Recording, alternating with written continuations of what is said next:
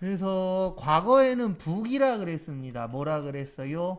북이. 북이의 뜻은 그냥 장부 작성하는 거예요. 그냥 열심히 뭐만 쓰는 거예요? 장부만. 그걸 북이라고 했었고, 회계는 그 장부 작성한 걸 가지고 정보로 만드는 걸 회계라고 해요. 그래서 회계 안에 북이는 들어가 있습니다. 근데 실질적으로 저희가 하는 공부는 솔직히 회계 쪽보다는 이쪽이 좀 더 가까워요. 어느 쪽이요? 북이 쪽이. 그럼 북이로 만들어 놓으면은 이제 회계로 만드는 건 대부분 프로그램에서 정보화 시키는 작업을 하는 거기 때문에 저희가 뭐 회계라고 이제 얘기하지만 북이라는 말은 이제 안 씁니다. 아예 안 쓰지는 하지만 회계 안에 북이가 들어 있다라는 거 그거 정도는 그냥 알고 계세요. 그래서 저희가 제일 먼저 배울 게 무슨 회계라고요? 재무회계예요. 무슨 회계요? 재무회계.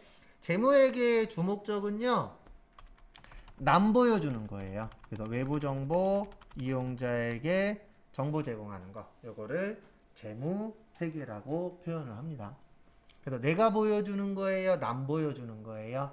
남 보여주는 거예요. 그거를 재무회계라고 표현합니다. 그래서 거기 교재 보면서 부연 설명 드릴게요. 회계의 정의. 회계란 기업의 경제적 활동을 식별하여 화폐 가치로 측정한 후 이것을 장부에 기록, 계산, 정리한 후 거기 색깔 바뀌어 있죠? 기업의 이해관계자들이 경제적 의사결정을 합리적으로 할 수 있도록 유용한 정보를 전달하는 거. 요걸 뭐라 그러세요? 회계라고 표현을 합니다. 결론은 뭐냐면 외부 정보 이용자들한테 정보를 제공하면 그 외부 정보 이용자들은 이 정보를 보고 선택하는 거예요. 이 회사는 좋은 회사, 이 회사는 나쁜 회사. 그래서 많지는 않은데 한 2, 3년에 한두 명 정도씩은 이거 배워서 취업하려고 배우시는 분들이 아니세요. 이거 배워서 주식하려고 하시는 분들도 있어요. 왜냐면 주식도 그냥 하면 망합니다. 대부분 주식한다 그러면 이런 분들이 많아요. 삼성전자 좋은데야 누구든지 다 알죠. 그러니까 어디 주식을 사는 거예요? 삼성전자. 근데 삼성전자 주식 이런 거는 사도 돈을 많이 못 벌어요. 돈 벌기가 쉽지 않아요. 왜냐면 삼성전자 이런 데 오래 갖고 있어야 돈을 벌 수 있거든요. 그러면은 실질적으로 돈을 벌려면은 저평가된 걸 찾아야 돼요. 그러니까 주식 가격이 싼데 올라갈 수 있는 거 이런 걸 찾아야 되는데 그런 걸 찾는 방법 중에 하나가 요 정보를 이용하는 거예요. 회계 정보. 그래서 이 회사는 이익이 엄청나게 많이 나는데 주식값이 싸네. 그러면 추후에 올라갈 확률이 있거든요. 왜냐면 이익이 많이 난다는 얘기는 이 회사가 발전 가능성이 뭐한 거죠? 높을 수가 있겠죠. 이런 식으로 이제 회계 정보를 보고 그걸 이제 활용하는 건데 그 활용하는 사람들이 대부분 누구예요? 외부에 있는 분들이에요. 그래서 거기 밑에 박스 보시면 내부 이해 관계자라 그래서 한 명 있습니다. 누구 계세요? 기업의 경영진. 그래서 사장님. 그래서 여기 계신 분들이 나중에 이쪽 파트, 격리 파트로 취업하시면은 사장님하고 가까워져야 됩니다. 이게 중소기업의 장점이자 단점인데 여러분들이 격리 파트로 들어가시면 격리 업무만 보냐? 그거 아닙니다. 작은 데 가면 갈수록 격리 직원이 총무 업무도 보고 그 다음에 격리 직원이 사장님 비서 역할까지도 다 해요. 그런 데들 많아요, 적어요? 많아요. 근데 왜 그렇게 할 수밖에 없어요? 돈을 아껴야 되니까. 돈 줄이려면 방법은 하나밖에 없거든요. 한 명이 하나예요, 여러 가지예요? 여러 가지예요.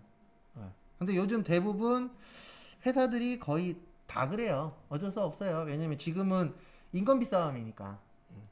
실제 이제 여러분들이 조심해야 되는 것 중에 하나가 저도 이거 유튜브에서 봤는데 100% 맞는지 모르겠어요. 쿠팡 있죠? 쿠팡에서 유튜브 보다 보면 이런 거 보신 분들이 있을 거예요. 나 쿠팡에서 1억 원어치 물건 파는 사람이야. 라는 식으로 해갖고 유튜브에 올리시는 분이 있거든요. 어떤 분이 올렸는데 쿠팡에서 팔면 3% 남는데요. 몇 프로 남는데요? 3%. 1억에 3%면 얼마인지 알아요? 300만 원이에요. 1억 원어치 팔아야 얼마 남는 거예요? 300. 근데 그분이 뭐 100% 이렇게 다 얘기한 건 아니니까 넉넉히 잡고 뭐 4%라고 잡아도 1억 팔아서 4%면 많이 남는 거예요? 적게 남는 거예요? 적게 남는 거잖아요. 맞잖아요. 우리가 일반적으로 1억 원어치 팔았대. 그러면은 한 돈 1,000만 원은 남지 않겠어? 이렇게 생각을 하잖아요. 그래서 이게 참 뭐든지 다 겉에 있는 것만 보면 안 돼요. 그 내부, 세부적인 걸 봐야 되는데 좀 안타까운 게 대부분 분들은 겉에 것만 보죠. 1억 원어치 팔았대. 그러면 와, 혼자서 1억 팔았대. 대단해. 이렇게 생각하실 수도 있는데 생각보다 많이 남지 않는다 그러더라고요. 참고로 뭐 여기에서 그런 마음 갖고 계신 분도 있으실 건데 쇼핑몰이나 그런 건 권장하지 않습니다. 왜냐면 우리나라가 지금 거의 모든 쇼핑몰에서 파는 금액이 거의 최저가래요. 이거보다 더 세게 팔 수가 없대요. 그래서 여러분들도 다 그런 행동 하잖아요. 저도 하는데 마트 가서 물건 살 때 물건 가격 보고 핸드폰 대부분 한 번씩 이렇게 들잖아요. 그리고 뭐예요? 검색해요. 여기보다 더 싼 데 있나? 그런 경우들이 있어요? 없어요? 있어요. 근데 저는 요즘 안 해요. 왜냐면 마음을 좀 상처 입은 적이 몇 번 있어서 우리 꼬맹이 거 장난감 5만 원 주고 샀어요. 우리 이제 결제 다 하고 나와갖고 핸드폰으로 뒤져봤더니 어머 2만 8천 원이야. 2만 원 이상 더 주고 샀죠. 근데 어쩔 수 없어요. 애기들은. 왜냐면 그 상태에서 안 사주면 울고불고 집어던지고 다 할 거니까. 그래서 걔 건 사주긴 했는데 그 다음부터는 확인하진 않죠. 근데 대부분 그런 행동들 해요? 안 해요? 해요. 근데 참고로 우리나라는 더 이상 싸질 수가 없대요. 그래서 쇼핑몰이나 그런 쪽은 진짜 힘들어요. 내가 아무도 안 파는 걸 팔지 않는 이상은. 그래서 쇼핑몰에다 망하신 분들 많아요, 적어요? 많아요. 도전하는 사람도 많아요. 앞으로도 많을 거예요. 근데 거기에서 살아남기가 쉽지는 않아요. 그래서 뭐 유튜브나 아니면 인터넷 보다 보면 뭐 자기는 쇼핑몰로 해서 얼마를 벌었냐 이런 것들 많잖아요. 그건 다 과거형이고 현재 진행형은 그렇게 되기가 쉽지 않아요. 그리고 이미 대부분 다 선점해 놨잖아요. 맞죠? 그러면 내가 거기를 파고 들어가기가 어때요? 어렵죠. 뭔가 특별한 게 없는 이상. 그 다음에 외부 이해 관계자. 외부 이해 관계자에는 거기 보시면 출자, 주주. 요 분들이 아까 제가 설명드린 주식 하시는 분들입니다. 근데 주식을 하려면 뭐를 알아야 돼요? 회계를 알아야 돼요. 회계 모르고 주식할 수는 없습니다. 그래서 회계를 좀 알고 계시면은 주식하기가 훨씬 더 수월하죠.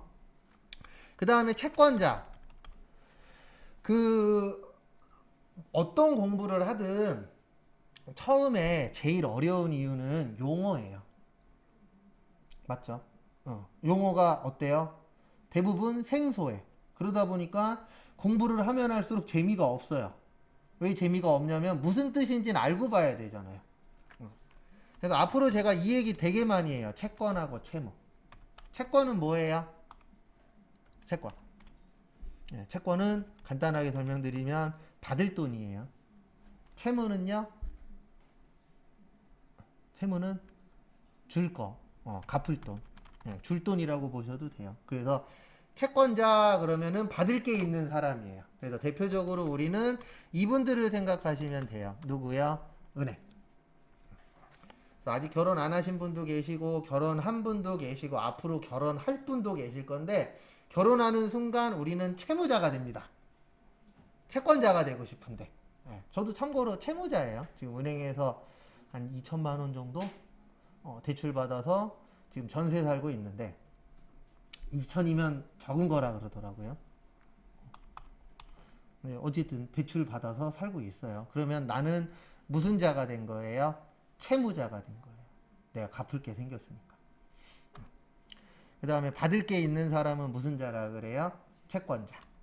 그래서 기왕 될 거면 둘 다 안 되는 게 제일 좋습니다. 채권자도 안 되고 채무자도 안 되는 게 가장 좋은데 어차피 될 거면 채무자보다는 뭐가 더 좋아요? 채권자가 더 좋죠.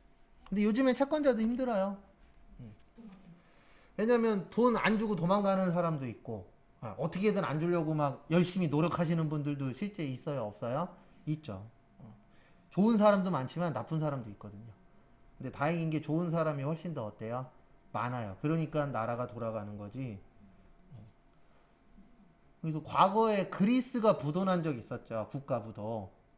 그리스 알죠?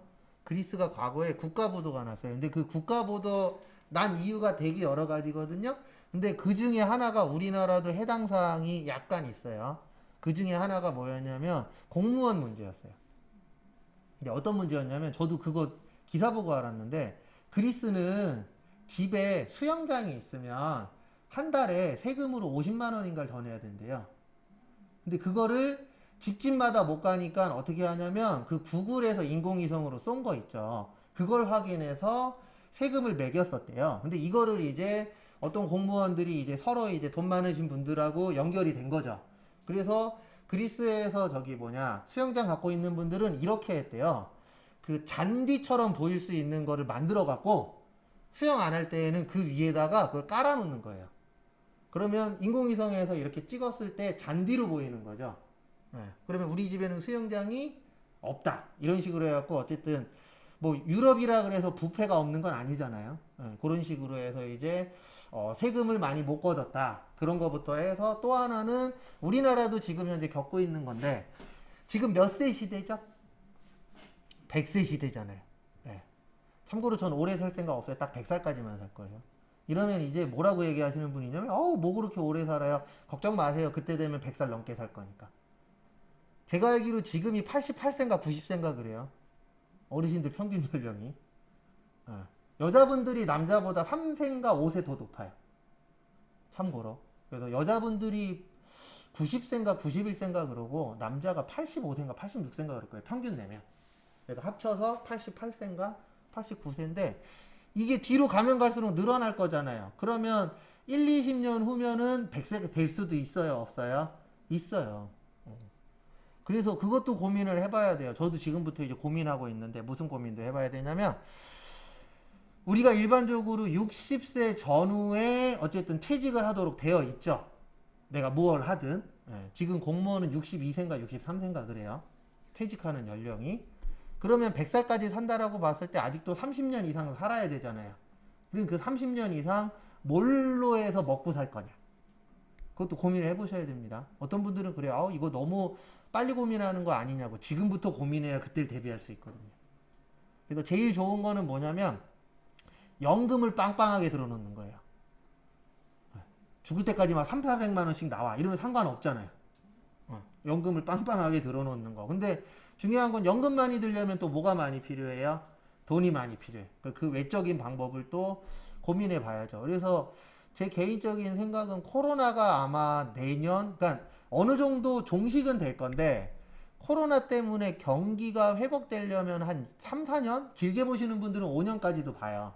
근데 저는 한 3, 4년 정도 보는데 3, 4년 후에 제 개인적인 생각인데 지금보다 사업하시는 분들이 더 늘어날 확률이 커요.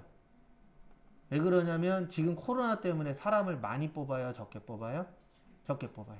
근데 문제는 뭐냐면 저희가 일반적으로 가려고 하는 중소기업은 상관이 없어요. 왜냐면 어차피 중소기업은 지금도 사람이 부족하니까. 근데 이제 문제는 뭐냐면 대부분 대기업 가려고 하는 사람들이 문제가 될 거예요. 왜냐면 이 사람들은 대기업에서 이제 앞으로 사람들을 적게 뽑는다라고 발표했고, 그 다음에 대기업도 이제 사람 뽑는 방식이 바뀌어요. 어떻게 바뀌냐면 기존에는 날짜를 정해놓고 뽑았거든요. 요때 몇 명 뽑겠다. 근데 앞으로 이제 거의 모든 대기업들이 상시로 바뀌어요. 필요할 때마다 뽑아서 쓰겠다. 그러니까 기존에는 시험 봐갖고 한 번에 뽑았잖아요. 근데 이게 이제 상시 제도로 바뀌어요. 이미 바꾸겠다라고 발표를 대부분 많이 했어요. 그러면 나중 되면은 대기업들도 이제 다 상시예요. 그러면 상시가 되면 이럴 확률이 높아요. 기존에 경력 있는 사람들을 뽑을 확률이. 뭐 중소기업이나 중견기업이나 이런 쪽에서 경력 있는 사람을 뽑을 확률이 높습니다. 그러면 이제 그 전에 그런 데 가려고 생각했었던 사람들이 중소기업에는 갈 거예요? 안 갈 거예요? 안 가요. 제가 장담하는데 가도 몇 년 못 다녀요. 왜냐면 주변에 친구들이 다 좋은 데 다니는데 나만 적은 데 다녀. 그러면 그것도 못 버티거든요, 솔직히. 주변에서 막 듣는 얘기들도 있고.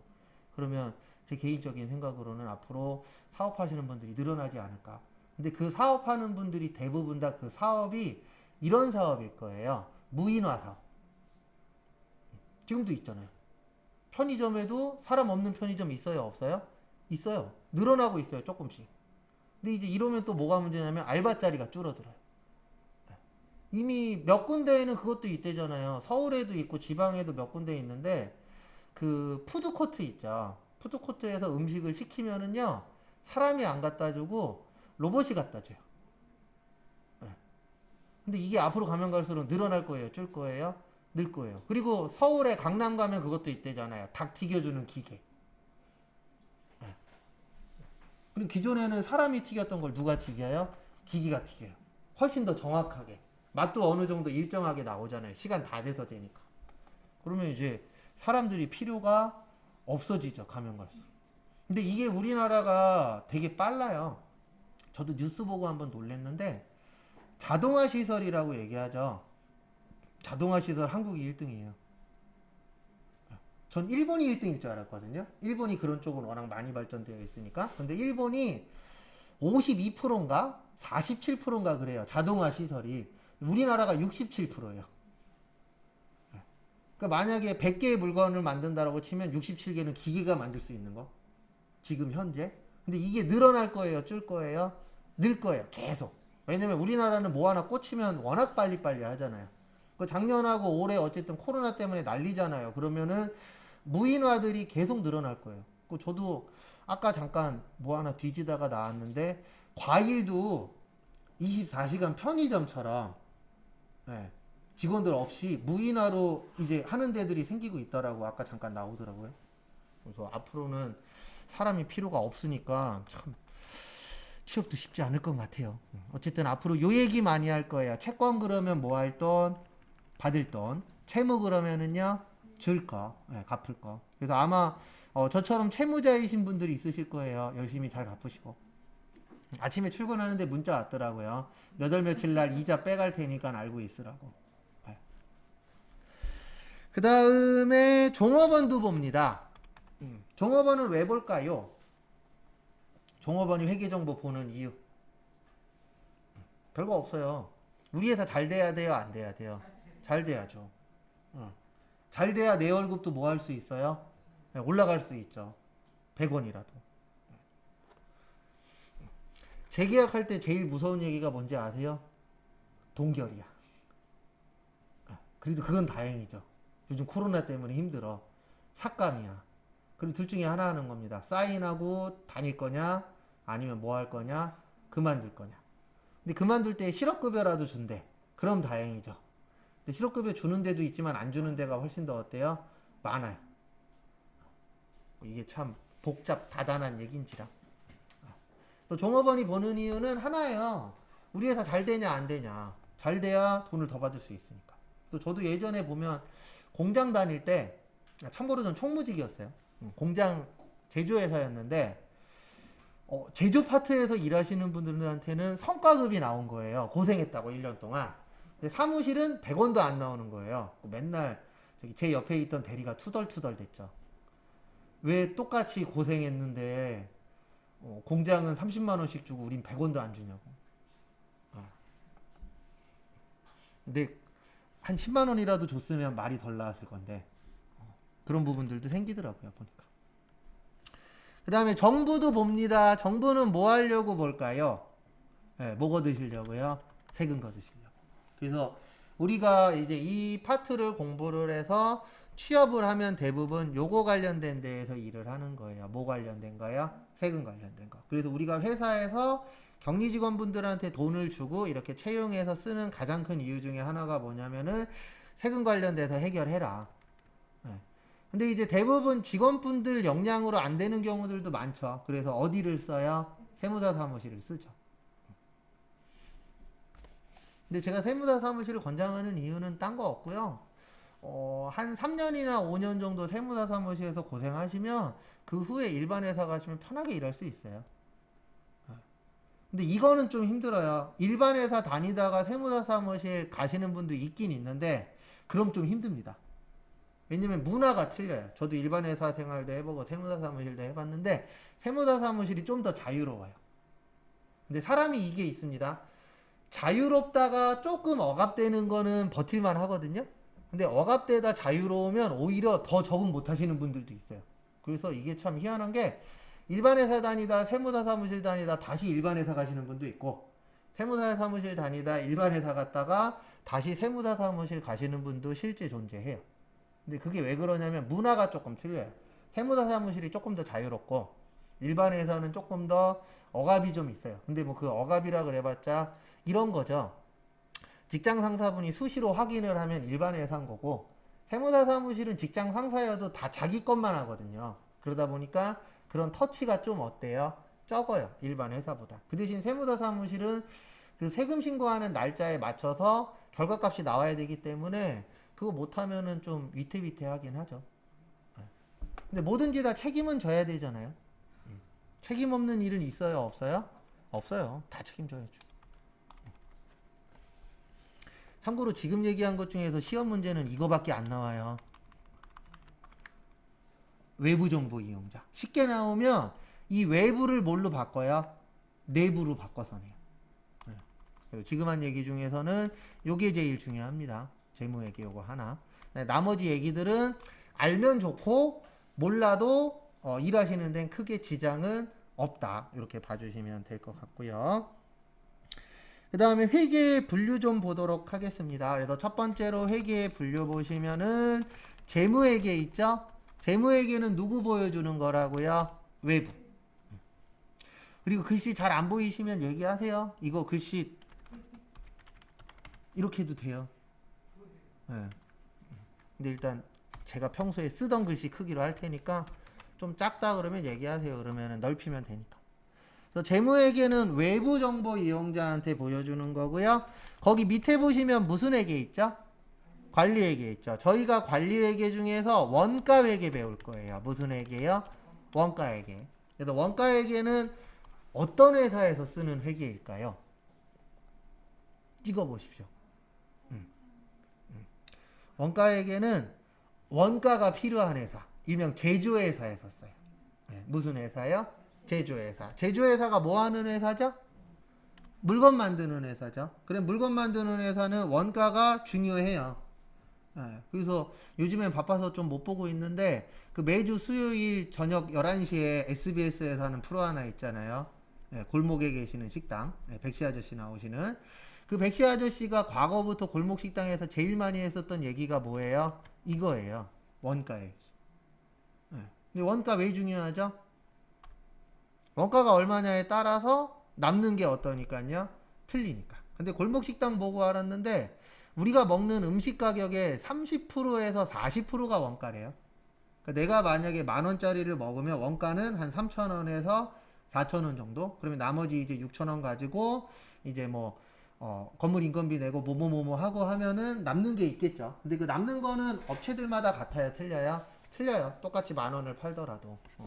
근데 그거는 확실하더라고요. TV 열심히 봐봤더니 우리 이렇게 TV 보다 보면은 와 저기는 가격이 왜 그렇게 싸지? 라고 얘기하는 곳들이 있어요? 없어요? 있죠. 대부분 거기 사장님이 건물주입니다. 그게 아니면 그 가격이 나올 수가 없어요. 아니면 사기 치려고 준비하시는 분들 딱 둘 중에 하나예요. 저도 이거 TV보다 알았는데 그런 데들도 있대요. TV에다 노출시킨 다음에 TV에 노출되면 사람들 많이 오죠.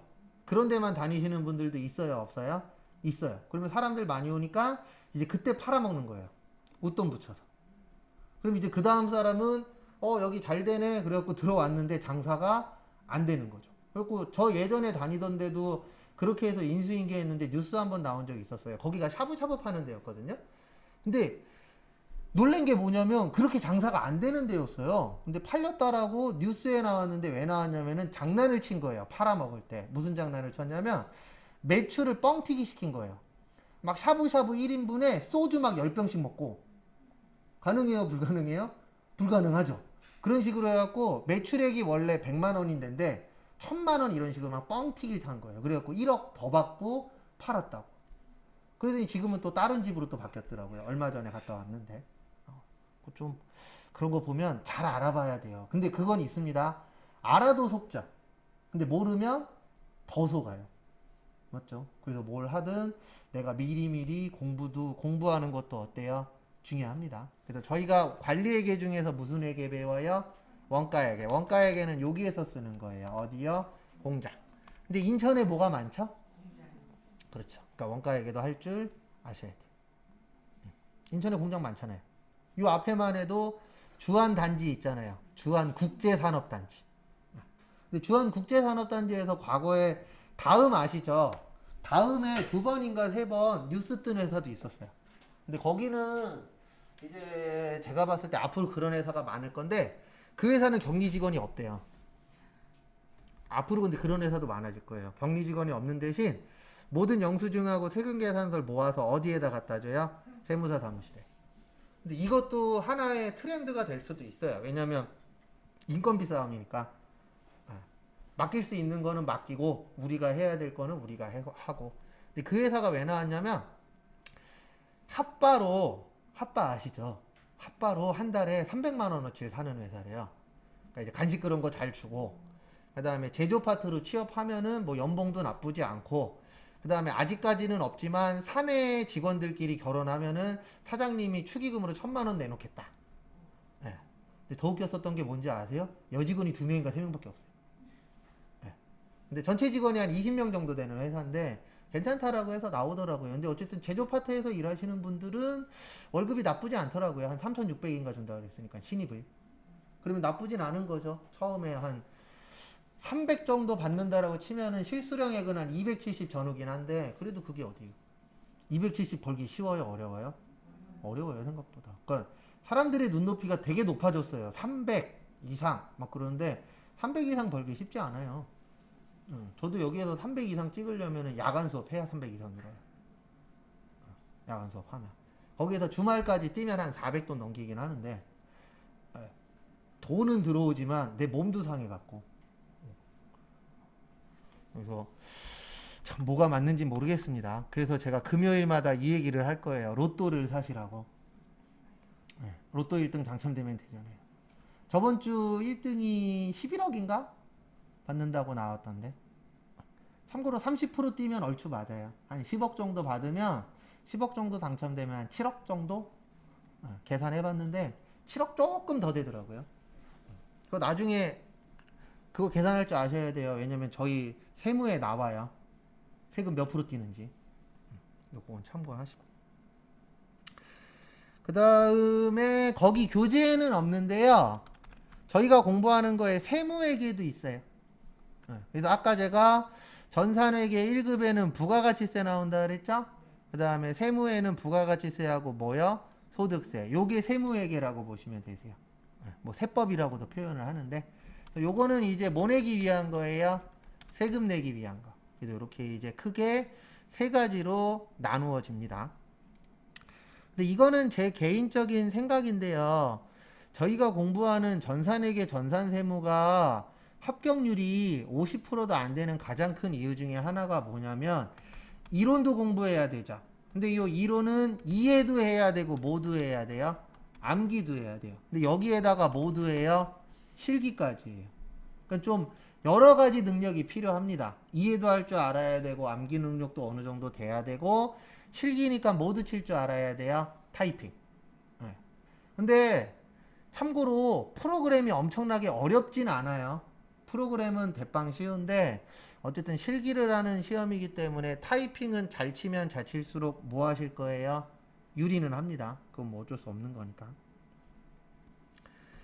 그래서 이렇게 세 가지로 되어 있다라는 거. 재무회계, 관리회계, 세무회계. 근데 저희는 이 세 가지를 다 뭐 해야 돼요? 할 줄 알아야 돼요. 그 다음에 13페이지 잠깐 볼게요. 거기 회계의 목적 잘 써놨는데 회계의 목적에 보시면 관리회계 목적은 내부예요. 어디라고요? 내부. 재무회계 목적은 어디예요? 외부예요. 어디라고요? 외부. 이렇게 나누어져 있습니다. 내부와 외부.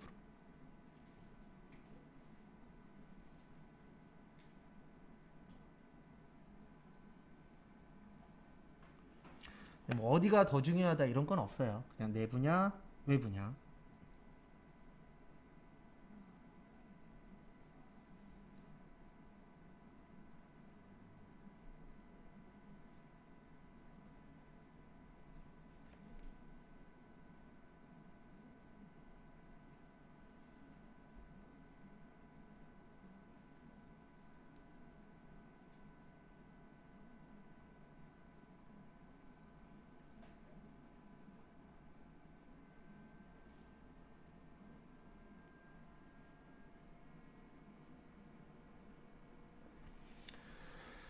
그다음에 재무회계 개념체계에서는 14페이지.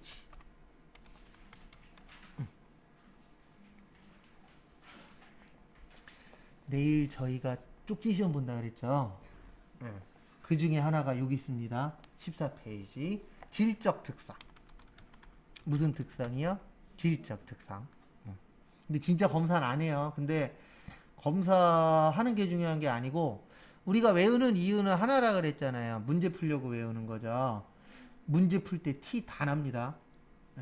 풀면 풀수록 어두워져. 그러면 안 외운 거예요. 왜냐면 외워도 맞출까 말까인데 못 외우면 아예 못 풀어요. 여기서 따로 뭐 검사할 필요도 없어요. 얼굴 보면은 다 티나는데요. 질적 특성에 두 가지가 있으세요. 저는 죄송한데 거기에 있는 거하고 순서만 좀 틀려요. 신뢰성하고 목적적 합성. 교재에는 목적적 합성 먼저 나왔죠? 신뢰성의 뜻이 뭐죠? 신뢰. 믿어야 되는 거예요. 맞죠? 그래서 여러분들이 시험 볼 때까지 누굴 믿으셔야 돼요? 저를 믿어야 돼요. 맞죠? 여러분들이 믿을 건 딱 두 가지밖에 없어요. 나하고 저를 믿으셔야 돼요. 시험 볼 때까지. 우리 시험장 가면 누구만 믿어야 돼요? 나만 믿어야 돼요. 옆 사람 거 볼 거예요? 참고로 보려고 마음먹으면 보입니다. 저도 예전에 보인 적 있었어요. 근데 보고 싶어서 본 건 아니고 대각선에 앉은 사람이 컴퓨터용 사인펜으로 4를 어마무시하게 크게 쓰는 거예요. 근데 보였는데 안 봤죠. 왜 그랬냐면 저 사람이 나보다 잘하는지 못하는지 알아요, 몰라요? 몰라요. 그리고 저는 예전에 학교 다닐 때 컨닝했다 걸린 적이 있어갖고 무서워서 못 뺏기겠어요. 그리고 더 짜증났었던 건 학교 다닐 때 컨닝하다 걸렸거든요. 딱 한 번 했는데 지금까지 살면서 지나가던 선생님한테 걸렸어요. 근데 더 열받았었던 건 뭔지 아세요? 내게 답이고 베낀 게 틀린 거예요. 그리고 그 이후로 컨닝 페이퍼는 만들어 봤지만 본 적은 없어요. 무서워서. 근데 어쨌든 그게 참 처음이 힘들다라 그러는데 처음에 걸려서 전 그 이후로 해본 적은 없어요. 근데 재작년에 있었어요. 컨닝에서 붙으신 분. 이론이 너무 자신 없더래요. 그래갖고 이렇게 대각선에 두 명이 앉잖아요. 요쪽 걸 베낄까 요쪽 걸 베낄까 했는데 오른쪽에 있는 분이 좀 더 마음에 들었대요. 그러니까 오른쪽에 있는 사람 걸 베꼈는데 개수가 생각보다 많이 나와갖고 71점인가로 붙었어요. 그것도 능력은 능력입니다. 맞죠? 컨닝하고 안 걸리면 되니까.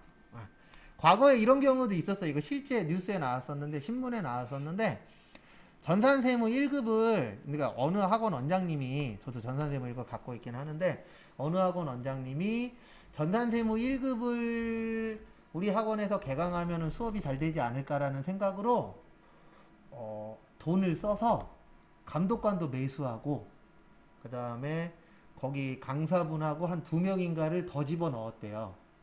자격증을 더 따게 하려고.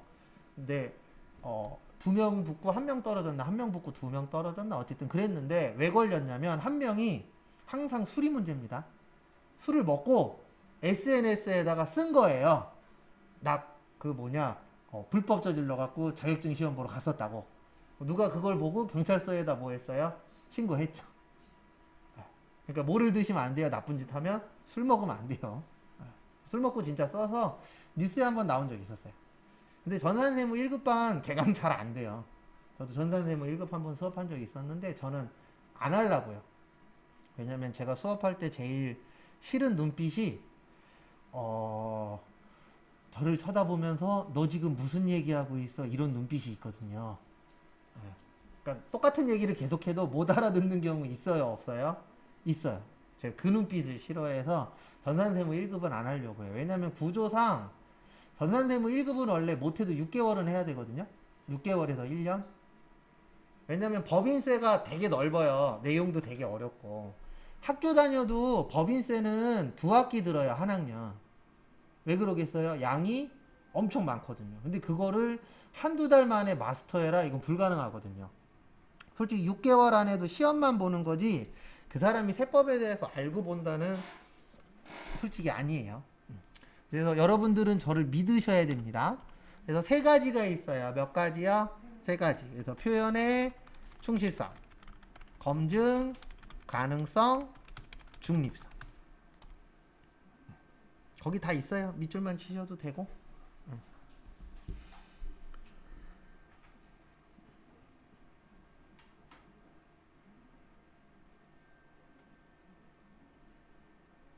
쪽지 시험은 객관식이야, 주관식? 주관식이요, 100%.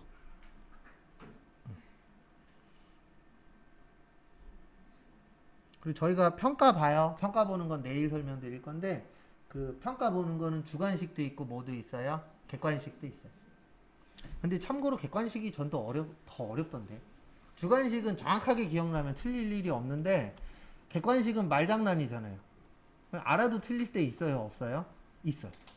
그래서 참고로 어떤 분들은 주관식 잘 풀면 공부 잘하는 거 아니냐 이렇게 생각하시는데, 전 객관식 잘 푸는 사람이 더 공부 잘하는 것 같아요. 찍어서 맞추는 거 빼고. 찍어서 맞추는 거 빼고는 중요하죠. 그래서 신뢰성이 요 세 가지인데, 왜 이 세 가지냐면 표현할 때 어떻게 하셔야 돼요? 충실하게. 그러니까 이게 무슨 뜻이냐면, 만약에 제가 설명을 A라고 했어요. 근데 그 다음날 이 내용을 몰라서 물어봤더니 A가 아니고 B래. 그리고 그 다음날 또 물어봤더니 A, B도 아니고 C래. 이러면 표현을 충실하게 안 한 거죠. 그러면 그 사람한테 믿음이 어떻게 돼요? 안 갈 수밖에 없겠죠. 당연한 말이잖아요. 그래서 물어볼 때마다 대답이 어때야 돼요? 똑같아야 돼. 그래서 한 번 A면은 계속 A야. 그럼 믿을 수 있죠. 근데 오늘은 A고 내일은 B고 모레는 C래. 계속 바뀌시는 분들이 있어요, 없어요? 있어요. 그러면 믿음이 떨어질 수밖에 없습니다. 왜냐면 한 입으로 두 말하고 있으니까. 그 다음에 검증 가능성. 이것도 중요합니다. 이 사람이 검증이 됐느냐, 안 됐느냐. 그래서 이렇게 학원 오실 때도 보면은, 이제 저 같은 경우에는 저 아셔서 오시는 분도 있고, 소개로 오시는 분도 있고, 아니면은 인터넷에서 평가나 이런 거 보고 오시는 분들도 있어요. 근데 대부분 제가 알기로는 학원을 선택하실 때 크게 두 가지로 선택합니다. 하나는 집에서 얼마나 걸리냐. 그 다음에 또 하나는 내가 지금 배우려고 하는데 날짜가 가까운 데가 있느냐, 없느냐. 이게 제일 커요, 솔직히. 근데 이제 세 번째로 검증하고 오시는 분들도 있어요. 그래서 여기에서 배운 사람이 주변에 있냐, 아니면은 이제 저희가 수업 끝나면 마지막에 평가 쓰잖아요. 그 평가 다 읽고 오시는 분도 있어요. 그 다음에 학원도 등급이 나눠져 있거든요. 그거부터 해서 막 어떤 분은 5군데, 6군데 가갖고 상담받고 오시는 분들도 있어요, 실제. 그리고 그 안에서 이제 가장 검증된 대로 가는 건데, 이건 하나 알고 계셔야 됩니다.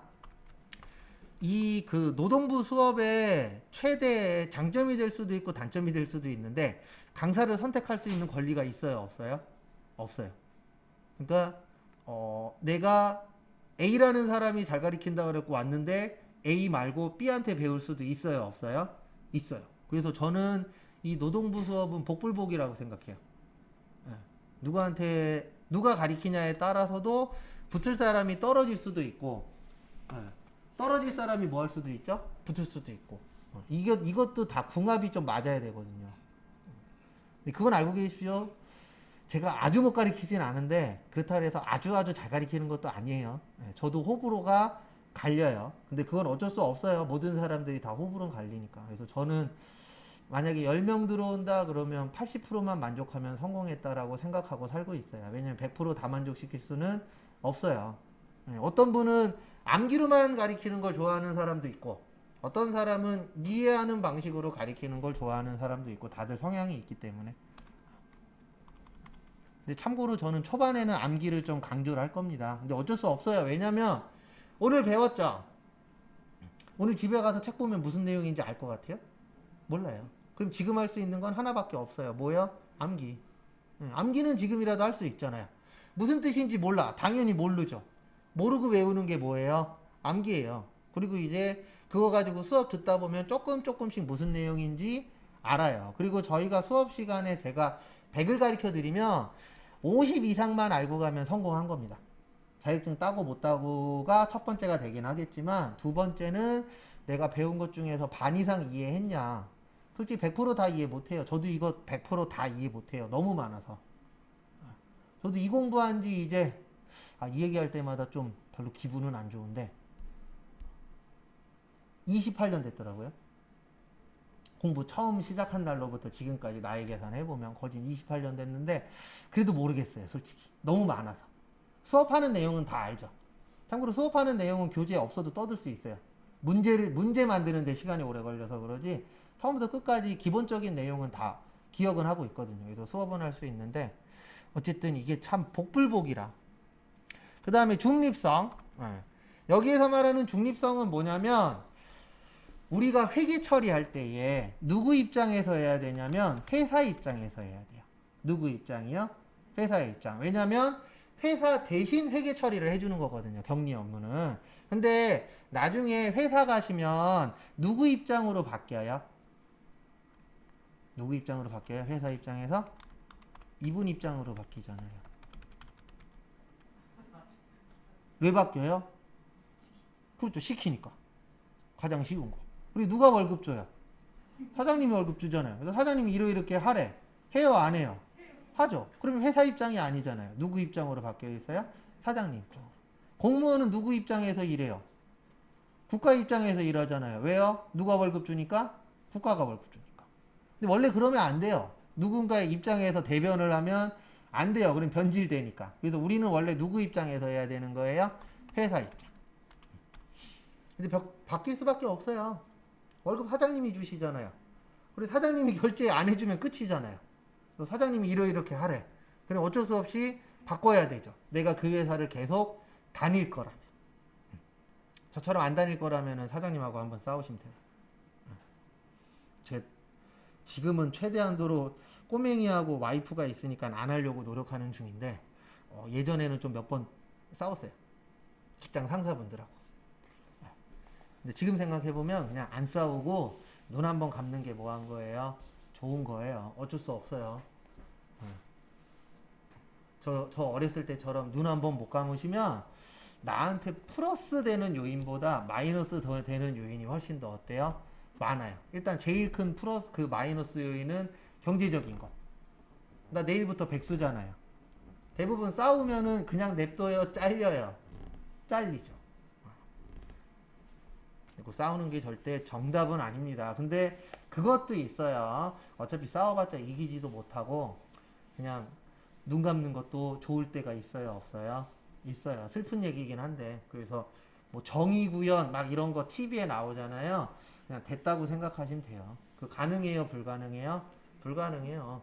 우리나라는 어떤 나라냐면 진짜 안 좋은 게 있어. 그리고 공익제보 하시는 분들이 있죠. 공익제보 하면은 그 다음 날인가 그 다음 날 뉴스에 나오잖아요. 공익제보한 놈 찾고 있다고. 걸리면은 어떻게든 그만두게 만든다고요, 회사에서. 아니면 버텨도 힘들게끔 만들고. 우리나라는 멀었어요, 아직 그런 부분은. 그래서 진짜 안 좋아도 대부분 참잖아요. 공익제보한 사람 치고 오래 다닌 사람 없어요. 대부분 얼마 못 다니다가 그만두고. 그 땅콩 회항 사건의 그 박찬진 사무장인가? 그 사람도 그만뒀을걸요, 제가 알기로. 그 전에 있었잖아요, 그 대한항공 그 유명한 사건. 땅콩 회항 사건. 근데 땅콩 아니라면서요? 뭐 있었지? 마다마키한가 뭔가 어쨌든 그런 거라고. 그래도 우리나라는 약간이 아니고 아직 멀었더라고요, 그런 부분은. 그 다음에 목적적 합성은 예측가치, 피드백가치, 적시성인데 대부분 이렇게 보시면 돼요. 이 신뢰성은 과거 관련된 거예요. 우리가 믿을 수 있냐 없냐로 판단하기 제일 쉬운 게 뭐예요? 과거에 잘했냐 못했냐. 그 다음에 목적적 합성은 대부분 미래하고 관련된 거예요. 그러니까 현재나 미래가 맞겠다. 그래서 과거 관련된 게 신뢰성. 그 다음에 목적적 합성은 이제 현재나 미래에 관련된 거.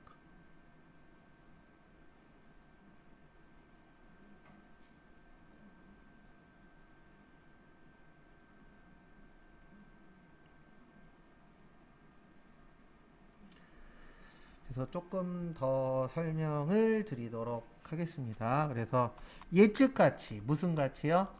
예측가치. 예측가치가 뭐죠? 네, 말 그대로 뭐 하는 거예요? 예측하는 거예요. 뭐 한다고요? 예측. 여러분들도 예측하잖아요. 나 이거 배워서 앞으로 뭐 할 거야?